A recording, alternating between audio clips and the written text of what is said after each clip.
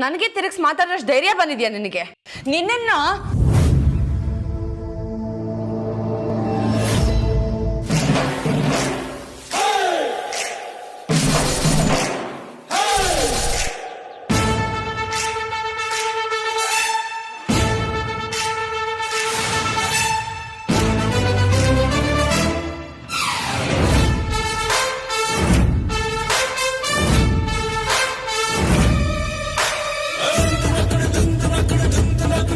ನಿಮ್ಗೊಂದು ವಿಷಯ ಗೊತ್ತಾ? ನಮ್ಮವರು ಬ್ರಿಟಿಷರು ಆಳ್ಬೇಕಾದ್ರೆ ಅವ್ರ ಹತ್ರ ಹೋಗಿ ಕೇಳಿದ್ರಂತೆ, ನಮ್ಮ ದೇಶನ ನಮಗೆ ವಾಪಸ್ ಕೊಡಿ, ನಮಗೆ ಸ್ವಾತಂತ್ರ್ಯ ಬೇಕು ಅಂತ. ಅದಕ್ಕೆ ಬ್ರಿಟಿಷರು ಇಲ್ಲ, ನೀವು ಗುಲಾಮರಾಗೇ ಇರಬೇಕು ಅಂತ ಹೇಳಿದ್ರಂತೆ. ಆಳೋಕೆ ಶುರು ಮಾಡಿದ್ರು, ಚಳವಳಿಗಳು ನಡೀತು, ಯುದ್ಧಗಳು ನಡೀತು. ಸ್ವಾತಂತ್ರ್ಯಕ್ಕೆ ಧಕ್ಕೆ ಆದರೆ ಯಾರು ತಾನೇ ಸುಮ್ಮನೆ ಆಗ್ತಾರೆ?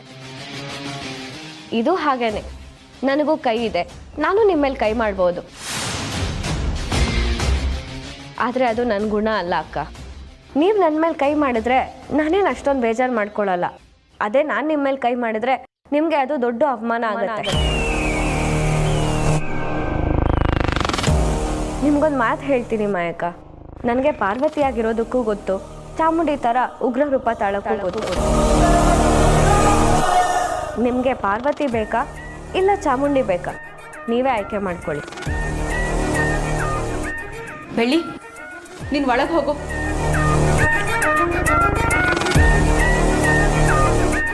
ಬೆಳ್ಳಿ, ಏನೋ ಕೆಲಸ ಇದೆ ಅಂತ ಹೇಳ್ದಿಲ್ವಾ? ಹೋಗಿ ಮಾಡ್ಕೊ. ಹೋಗು ಬೆಳ್ಳಿ. ಅದಕ್ಕೆ ಅವಳನ್ನ ಸುಮ್ಮನೆ ಹಾಕಿ ಕಳಿಸ್ಬಾರ್ದಿತ್ತು. ಅವಳು ಇಲ್ಲೇ ಇದ್ದೀರೆ ದೊಡ್ಡ ಜಗಳ ಆಗಿರೋದು. ಆಮೇಲೆ ಮುತ್ತಣ್ಣ ಬಂದು ನಮಗೆ ಬೈತಿರೋರು.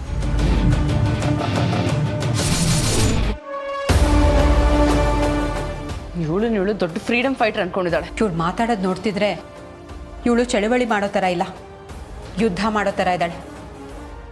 ಯಾವುದಕ್ಕೂ ನೀನು ಹುಷಾರಾಗಿರು. ಬೆಳ್ಳಿ, ಯುದ್ಧಕ್ಕೆ ರೆಡಿ ಆಗು. ಮೊದಲನೇ ದಾಳಿ ನನ್ನಿಂದನೇ ನಡೆಯುತ್ತೆ, ಹುಷಾರಾಗಿರು.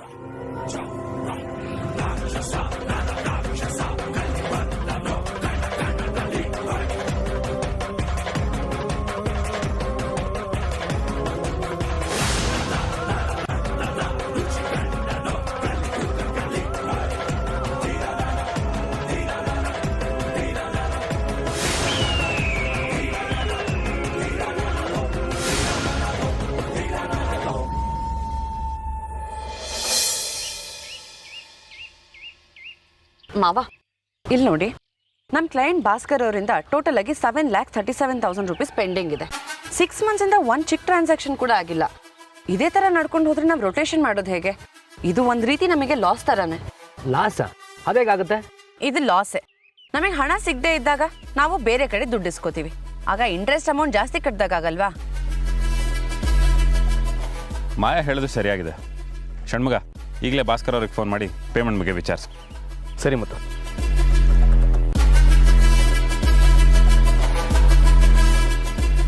ಹೇಳು ಷಣ್ಮುಗ. ಹಲೋ ಭಾಸ್ಕರಣ್ಣ, ಏನು ಪತ್ತೇನೇ ಇಲ್ಲ, ಮಿಲ್ ಕಡೆನೂ ಬಂದಿಲ್ಲ. ಹಳೆ ಬ್ಯಾಲೆನ್ಸ್ ಎಲ್ಲ ಹಾಗೆ ಉಳಿಸ್ಕೊಂಡಿದ್ದೀರಾ. ನಾವು ಹೇಗೆ ವ್ಯಾಪಾರ ಮಾಡೋದು ಹೇಳಿ? ಯಾಕೋ ಬಿಸ್ನೆಸ್ ಸರಿಯಾಗಿ ನಡೀತಲ್ಲ ಷಣ್ಮುಗ. ಎಲ್ಲ ಸಾಲ ತಗೊಂಡು ಇವತ್ತು ನಾಳೆ ಅಂತ ಇದ್ದಾರೆ. ಏನು ಮಾಡ್ಲಪ್ಪ? ಒಂದು ಕೆಲಸ ಮಾಡಿ, ನನಗೊಂದು ವಾರ ಟೈಮ್ ಕೊಡಿ. ಸರಿ ಭಾಸ್ಕರಣ್ಣ, ಕ್ಲಿಯರ್ ಮಾಡಿಬಿಡಿ. ಸರಿ ಸರಿ ಮುತ್ತು, ಒಂದು ವಾರ ಇಲ್ಲ ಒಂದು 10 ದಿನದಲ್ಲಿ ಕೊಡ್ತಾರಂತೆ. 10 ದಿನ ಅಲ್ಲ, 15 ದಿನ ಮಾಡ್ತಾರೆ, ನೋಡ್ತೀರಿ. ಅವ್ರು ಅಂಥವ್ರಲ್ಲ, ಕರೆಕ್ಟಾಗಿ ಕೊಡ್ತಾರೆ. ಏನೋ ಒಂದು ಕಾರಣ ಹೇಳ್ತಾರೆ. ಬಿಸ್ನೆಸ್ ಅಂದಮೇಲೆ 10 ದಿನ ಇದ್ದಿದ್ದು 15 ದಿನ ಆಗೇ ಆಗುತ್ತೆ. ಮಾಯಾ, ಅವ್ರು ನಮ್ಮ ಜೊತೆ ತುಂಬ ವರ್ಷದಿಂದ ವ್ಯವಹಾರ ಮಾಡ್ತಿದ್ದಾರೆ. ಜೋರು ಮಾಡಿ ಕೇಳೋದಕ್ಕೂ ಆಗಲ್ಲ. ಕೊಡಲಿ ಅಂತ ಸುಮ್ಮನಾಗ್ಬಿಡ್ಬೇಕಷ್ಟೇ. ಈ ರೀತಿ ಮಾಡ್ಕೊಂಡ್ರೆ ನಮಗೆ ನಷ್ಟ ಮಾವ. ನೀವು ಪರ್ಮಿಷನ್ ಕೊಟ್ಟರೆ ನಾನು ಒಂದೇ ದಿನದಲ್ಲಿ ಎಂಟೈರ್ ಅಮೌಂಟ್ ವಾಪಸ್ ಬರೋ ಹಾಗೆ ಮಾಡಿ.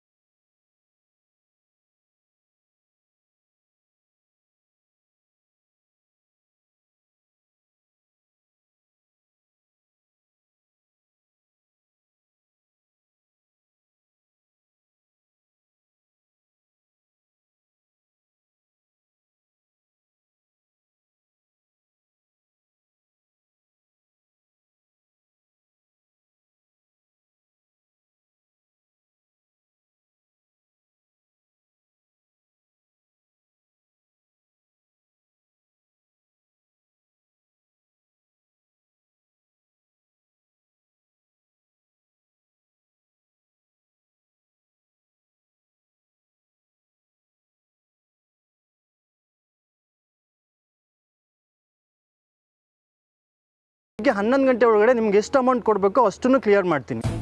Thank you sir, thank you so much. ಮಾವ, ನಾಳೆ ಬೆಳಗ್ಗೆ 11 ಗಂಟೆ ಅಷ್ಟರಲ್ಲಿ ಎಂಟೈರ್ ಅಮೌಂಟ್ ಕ್ಲಿಯರ್ ಆಗಿರುತ್ತೆ. ಫ್ಯಾಂಟಾಸ್ಟಿಕ್ ಮಾಯಾ, ಒಂದೇ ಫೋನ್ ಕಾಲಲ್ಲಿ 6 ತಿಂಗಳಿಂದ ಇದ್ದ ಸಮಸ್ಯೆನ ಸಾಲ್ವ್ ಮಾಡ್ಬಿಟ್ಟಿಯಲ್ಲ. ವ್ಯಾಪಾರ ಮಾಡ್ದಾಗಿರೋ ಉತ್ಸಾಹ ಹಣ ವಾಪಸ್ ಕೊಡಬೇಕು ಅಂದಾಗ ಇರಲ್ಲ. ನಾವು ಒಳ್ಳೆತನಕ್ಕೆ ಬೆಲೆ ಕೊಡೋಣ, ಆದರೆ ಹಣನ ಫ್ರೀಯಾಗಿ ಬಿಟ್ಕೊಡ್ತೀವಿ ಅಂತಲೇ ಹೇಳಿಲ್ವಲ್ಲ. ಯಾರೇ ಆಗಲಿ ಸರಿಯಾಗಿ ವ್ಯಾಪಾರ ಮಾಡಿದ್ರೆ ನಾವು ಅದೇ ರೀತಿಲಿ ನಡ್ಕೋತೀವಿ, ಇಲ್ಲ ಬೇರೆ ದಾರಿಲೇ ಹೋಗ್ಬೇಕಾಗತ್ತಷ್ಟೆ. ಮಾಯಾ, ಇದೇ ರೀತಿ ಇನ್ನೊಂದು ಪೇಮೆಂಟ್ ಬ್ಯಾಲೆನ್ಸ್ ಇದೆ ಅನ್ಸುತ್ತೆ. ಲಕ್ಷಗಟ್ಟಲೆ ಅಮೌಂಟ್ ಬರಬೇಕು. ನೀವು ಅದ್ರ ಬಗ್ಗೆ ತಲೆ ಕೆಡಿಸ್ಕೋಬೇಡಿ ಮಾವ. ಈಗ ನಾನು ಬಂದಿದ್ದೀನಲ್ಲ,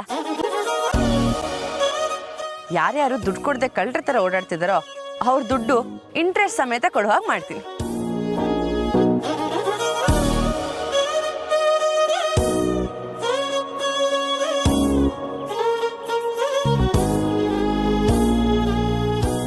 ಮಾವ, ಅಕೌಂಟ್ಸ್ ನೋಡ್ಕೊಳ್ಳೋರಿಗೆ ಗುಂಡಾಗಿರೋರವ್ರೆ ತುಂಬಾ ಇಷ್ಟ. ಯಾಕೆ ಹೇಳಿ? ಯಾಕೆ? Because they like round figures.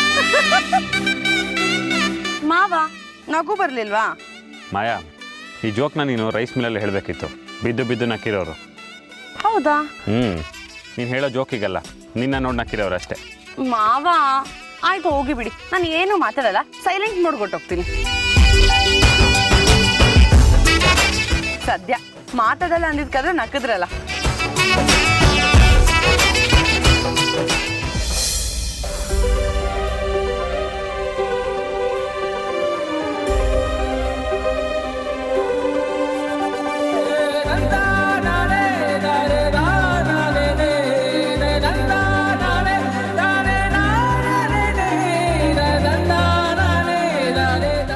ಜೋಡಿ ಸ್ವಲ್ಪನೂ ಚೆನ್ನಾಗಿಲ್ಲ ಅಲ್ಲ? ಅಲ್ಲಿ ನೋಡು, ಮುತ್ತು ಪಕ್ಕ ಬೂದ್ ಕುಂಬಳಕಾಯಿ ಕೂತಂಗೆ ಕೂತಿದ್ದಾಳೆ. ಜೋಡಿ ಅಂದ್ರೆ ಜೋಡಿ, ನನ್ನ ತಂಗಿದು ಮುತ್ತುದಪ್ಪ, ಸೂಪರ್, ಊರ್ ಕಣ್ಣೇ ಬೀಳುತ್ತೆ. ಆದ್ರೆ ನಾನೇನು ಮಾಡಲಿ, ನಾನಂತೂ ಸಿಕ್ಕಾಬಟ್ಟೆ ಪ್ರಯತ್ನ ಮಾಡ್ತಿದ್ದೀನಿ. ಮದುವೆ ಮಾಡ್ಕೊಳ್ಳೋ ಹುಡುಗಿ ಅಂತೂ ಸ್ವಲ್ಪನೂ ಪ್ರಯತ್ನ ಪಡ್ತಾ ಇಲ್ಲ. ಮದುವೆ ಮಾಡ್ಕೊಳ್ಳೋ ಹುಡುಗಿಯಪ್ಪ ನೀನಲ್ಲ, ಆಯ್ತಾ? ನಾನು ಎಷ್ಟು ಅಂತ ಪ್ರಯತ್ನ ಪಡ್ಲಿ? ಫುಟ್ಬಾಲಲ್ಲಿ ಒಂದು ಗೋಲ್ ಹೊಡೆಯಕ್ಕೆ ಅಷ್ಟು ಜನ ಪ್ರಯತ್ನ ಪಡ್ತಾರೆ. ಯಾಕೆ ಹೇಳು? ಗೆಲ್ಬೇಕು ಅಂತ. ಆಟನೇ ಹಂಗೆ, ಇನ್ನು ಜೀವನ ಅಂದ್ರೆ ನಾವೆಷ್ಟು ಪ್ರಯತ್ನ ಪಡ್ಬೇಕು? ಅಲ್ಲಿ ನೋಡು,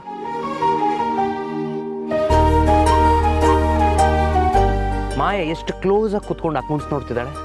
ನಾನು ಚೆನ್ನಾಗಿ ಓದಿಲ್ಲ, ಆ ಬಿಸ್ನೆಸ್ ಬಗ್ಗೆ ಎಲ್ಲ ನನಗೆ ಗೊತ್ತಿಲ್ಲ. ಮಾಯಾ ಓದಿರೋದು ಬಿಟ್ರೆ ಇನ್ ಯಾವ ವಿಷಯದಲ್ಲೂ ನೀನ್ ಸಮಕ್ಕಿಲ್ಲ.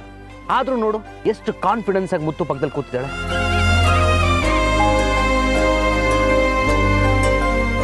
ಈಗ ನನ್ನನ್ನು ಏನ್ ಮಾಡು ಅಂತೀರಾ ಅಣ್ಣ? ನಾನು ಹೋಗಿ ಮುತ್ತು ಮಾವನ್ ಪಕ್ಕ ಕೂತ್ಕೊಳ್ಳ? ಬೇಡ ಬೇಡ ಬೇಡ, ಹತ್ರ ಆಗ್ಬೇಕು ಅಂತಿರೋ ಮಾಯನ ಸ್ವಲ್ಪ ದೂರ ಮಾಡು, ಡಿಸ್ಟೆನ್ಸ್. ನಾನು ಮಧ್ಯ ಹೋಗೋದು ಸರಿ ಬರಲ್ಲ ಅಣ್ಣ. ಅದು ಅಲ್ಲದೆ ಮಾಯಕ ನನ್ನ ಬೇರೆ ರೀತಿಲೇ ನೋಡ್ತಾರೆ. ಮಾಯಾ ನಿನ್ನ ಕೆಲ್ಸದವ್ರ ರೀತಿ ನೋಡಿದ್ರೆ ಚಾಟಿ ಹಿಡ್ತಾರ ತಿರುಗಿಸ್ಕೊಡು, ಸುಮ್ಮನೆ ಇರ್ಬೇಡ. ಇಲ್ಲ ಅಂದ್ರೆ ಇದೇ ತರ ದೂರದಲ್ಲೇ ನಿಂತ್ಕೊಂಡು ನೋಡ್ತಾ ಇರ್ಬೇಕಾಗತ್ತೆ ಜೀವನ ಪೂರ್ತಿ.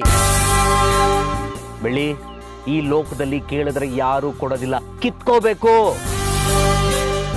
ಕೊಡು ಕೊಡು ಅಂದ್ರೆ ನವಿಲು ಕೊಡಲ್ಲ, ಗರಿನ ಕಿತ್ಕೋಬೇಕು. ನನ್ನ ತಲೆಯಲ್ಲಿ ಏನು ಓಡ್ತಿಲ್ಲ ಅಣ್ಣ. ಓಡ್ಸು ಬೆಳ್ಳಿ, ಏನಾದ್ರೂ ಯೋಚನೆ ಮಾಡು. ಹೇಗೆ ಮುತ್ತು ಹತ್ರ ಆಗೋದು ಅಂತ ಯೋಚನೆ ಮಾಡು. ಷಣ್ಮುಗಣ್ಣ, ಒಂದು ಉಪಾಯ ಸಿಕ್ತು, ಅದನ್ನು ಉಪಯೋಗಿಸ್ತೀನಿ. ಅದು ಬೆಳ್ಳಿ ಅಂದ್ರೆ ಯಾವಾಗ? ಈಗ್ಲೇ. ಸೂಪರ್. ಒಂದ್ ನಿಮಿಷ ಬಂದೇ ಇರಿ.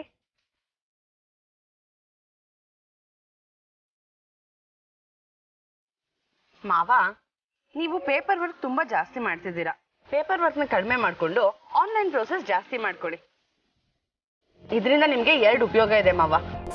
ನಿಮಗೆ ಟೈಮ್ ಉಳಿಯುತ್ತೆ, ಜೊತೆಗೆ ಖರ್ಚು ಕಮ್ಮಿ ಆಗುತ್ತೆ, ಜೊತೆಗೆ ನೀವೆಲ್ಲೇ ಇದ್ರೂ ಆ ಅಕೌಂಟ್ಸ್ನ ಚೆಕ್ ಮಾಡೋ ಫೆಸಿಲಿಟಿನೂ ಸಿಗುತ್ತೆ. ಗುಡ್ ಮಾಯಾ, ಆದರೆ ನಾನು ಈಗಾಗಲೇ ಪೇಪರ್ ವರ್ಕ್ಸ್ನ ಕಡಿಮೆ ಮಾಡೋದಕ್ಕೆ ಹೇಳಿದ್ದೀನಿ. ಪ್ರೋಸೆಸ್ ನಡೀತಿದೆ. ನೀವು ನನಗಿಂತ ಬ್ರಿಲಿಯಂಟ್ ಮಾವ. ನೋಡಿ, ನಾನು ಐಡಿಯಾ ಕೊಡೋಕ್ಕೂ ಮುಂಚೆ ಕೆಲಸನೇ ಶುರು ಮಾಡಿಸಿದ್ದೀರಾ.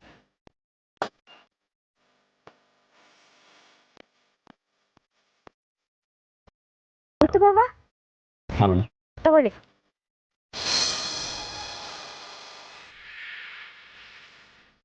ಇದೆಲ್ಲ ತರೋ ಅವಶ್ಯಕತೆ ಇರಲಿಲ್ಲ ಬಳ್ಳಿ, ನಾ ಈಗ ಸ್ವಲ್ಪ ಬ್ಯುಸಿ ಇದ್ದೀನಿ.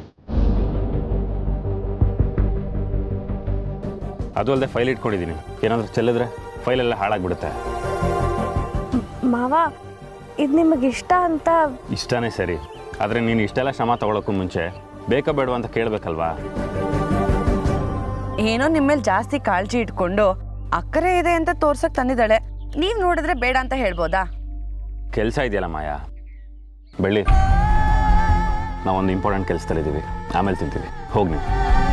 ನೀವು ಕೆಲಸ ಮಾಡ್ತಿದ್ದೀರಲ್ಲ, ನಿಮಗೆ ಹಸುವಾಗಿರತ್ತೆ, ಕೇಳಕ್ ಮರ್ತು ಹೋಗಿರತ್ತೆ ಅಂತ ನಾನೇ ತಗೊಂಡ್ ಬಂದೆ. ಬೆಳ್ಳಿ, ಇಷ್ಟೆಲ್ಲ ತಿಂದ್ರೆ ಕೆಲಸ ಮಾಡಕ್ ಮೂಡ್ ಬರಲ್ಲ. ನಿದ್ರೆ ಮಾಡ್ಬೇಕು ಅನ್ನೋ ಯೋಚನೆಯಲ್ಲೇ ಇರ್ತೀವಿ ನಾವು. ಆಮೇಲೆ ಎಲ್ಲದನ್ನು ಬಿಟ್ಟು ಕುಂಕಣ್ಣ ಥರ ನಿದ್ದೆ ಮಾಡ್ಬೇಕಾಗತ್ತೆ.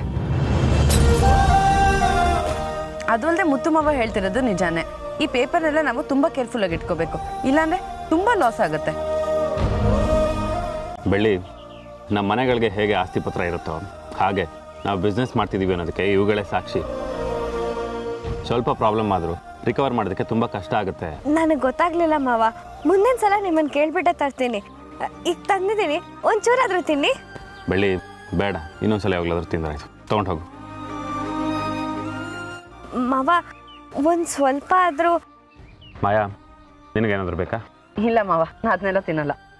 ಮಾಯಂಗೂ ಬೇಡ, ನನಗೂ ಬೇಡ ಅಂದಮೇಲೆ ಯಾಕೆ ತರೋದಕ್ಕೆ ಹೋದೆ? ಮನೇಲಿ ಯಾರಿಗಾದ್ರೂ ಕೊಡು.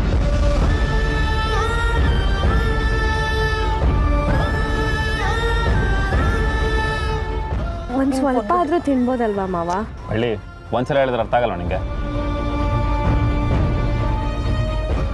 ಹೇಳಿದ್ನಲ್ಲ ಬೇಡ ಅಂತ. ಯಾಕೆ ಈಗ ಕೆಲಸ ಟೈಮಲ್ಲಿ ತೊಗೊಂಡು ಬಂದು ಹಿಂಸೆ ಕೊಡ್ತಿದ್ಯಾ? ಬೆಳ್ಳಿ, ನೀನ್ ಕಷ್ಟಪಟ್ಟು ಮಾಡಿದ್ಯಾ ಅಂತ ಈಗ ನಾವು ತಿನ್ನ ಕಷ್ಟಪಡ್ಬೇಕಾ? ಇನ್ನೊಂದ್ಸಲಿ ಯಾವಾಗ್ಲಾದ್ರು ತಿಂದ್ರೆ ಆಯ್ತು, ಈಗ ತಗೊಂಡು ಹೋಗಿ.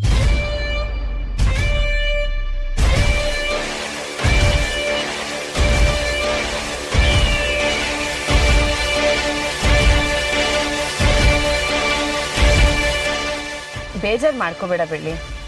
ಏನೋ ಇವತ್ತು ಮುತ್ತು ಮಾವನ್ ಮೂಡು ಸರಿ ಇಲ್ಲ. ನೆಕ್ಸ್ಟ್ ಟೈಮ್ ನಾವೇ ಹೇಳಿ ಮಾಡಿಸ್ಕೊಂಡು ತಿಂತೀವಿ.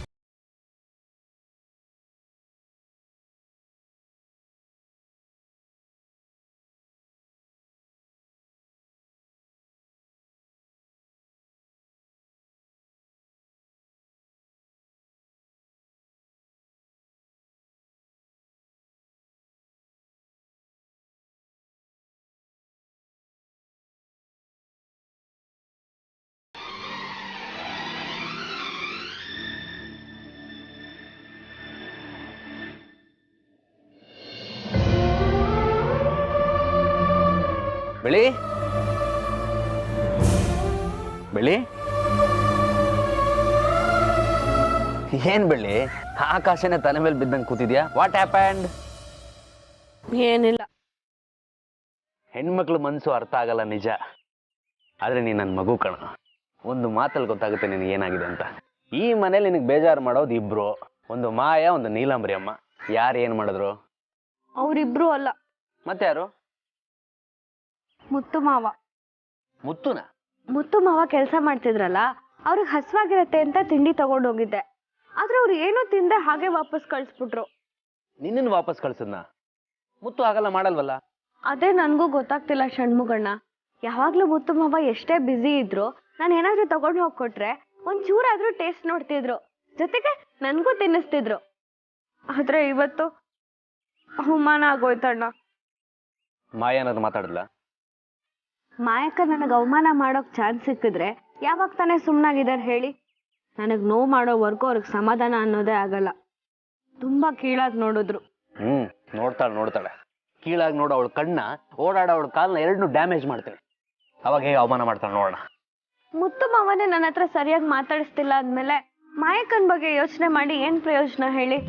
ಇತ್ತೀಚೆಗೆ ಅವ್ರು ತುಂಬಾ ಬದಲಾಗ್ತಿದ್ದಾರೆ ಅಂತ ಹೇಳಿದಕ್ಕೆ, ಇಲ್ಲ ಸ್ವಲ್ಪ ದಿನ ಅವ್ರು ಬದಲಾಗ್ತಾರೆ, ಮುತ್ತು ವಾಪಸ್ ನಿನ್ನ ಹತ್ರ ಬರ್ತಾನೆ ಅಂತ ಹೇಳಿದ್ರಿ. ಈಗ ನೋಡಿ, ಹತ್ರ ಆಗೋದಿರ್ಲಿ, ನನ್ನ ಹತ್ರ ಮಾತಾಡ್ಸೋದಕ್ಕೂ ಕಷ್ಟಪಡ್ತಿದ್ದಾರೆ. ಮುಂದೆ ಒಂದಿನ ನನ್ನನ್ನು ಮಾತಾಡ್ಸೋದಿರ್ಲಿ, ನನ್ನ ನೋಡೋದೇ ಇಲ್ಲ ಅನ್ಸತ್ತೆ. ಇಷ್ಟೆಲ್ಲ ನಡೆಯೋದಕ್ಕೂ ಮುಂಚೆ ನಾನು ಇಲ್ಲಿಂದಾನೇ ಹೊಟ್ಟೋಗ್ಬಿಡ್ಬೇಕು ಅನ್ನಿಸ್ತಿದೆ. ಎಲ್ಲಿಗೆ ಹೋಗ್ತೀಯಾ? ನಿನ್ಗೆ ಹೋಗಕ್ಕೆ ನಾನು ಬಿಟ್ಬಿಡ್ತೀನಾ? ಹೀಗೆ ಕಳ್ಸೋಕೆ ನಿಮಗಿಷ್ಟ ಇಲ್ಲ, ಮಾತಾಡ್ಸೋಕೆ ಮುತ್ತು ಮಾವಂಗೆ ಇಷ್ಟ ಇಲ್ಲ. ಎಲ್ಲ ಹೀಗೆ ಕಣ್ಮುಂದೆ ನಡೀತಿದ್ರೆ ಸೈಲೆಂಟ್ ಆಗಿರೋದಕ್ಕೂ ಆಗಲ್ಲ. ಒಟ್ನಲ್ಲಿ ಯಾವುದು ಸರಿಯಾಗಿ ಆಗ್ತಿಲ್ಲ. ಒಂದು ಕೆಲಸ ಮಾಡು, ಇನ್ಮೇಲೆ ನಿನ್ನ ಮುತ್ತು ಮಾವನ್ಗೆ ಏನು ತಗೊಂಡೋಗಿ ಕೊಡ್ಬೇಡ, ಅವನೇ ನಿನ್ನ ಹತ್ರ ಬಂದು ಕೇಳಲಿ. ಅದೆಲ್ಲ ನಂಗೆ ಗೊತ್ತಿಲ್ಲ ಷಣ್ಮುಗಣ್ಣ. ಜಾತಕ ತಗೊಂಡೋಗಿ ತೋರಿಸಿದ್ದೀನಿ, ಇನ್ಮೇಲಿಂದ ಎಲ್ಲ ಬದಲಾಗತ್ತೆ ಅಂತ ಹೇಳಿದ್ರಿ. ಆದ್ರೆ ಈ ರೀತಿ ಬದಲಾಗತ್ತೆ ಅಂತ ನಾನು ಅನ್ಕೊಂಡಿರ್ಲಿಲ್ಲ. ಇನ್ನೂ ಅದೇನೇನಾಗತ್ತೋ ಏನೇನು ಎದುರಿಸ್ಬೇಕು ನನಗಂತೂ ಗೊತ್ತಿಲ್ಲ. ಒಟ್ಟಿನಲ್ಲಿ ನನ್ನ ಕೈಲಾದಷ್ಟು ಧೈರ್ಯವಾಗಿರ್ತೀನಿ.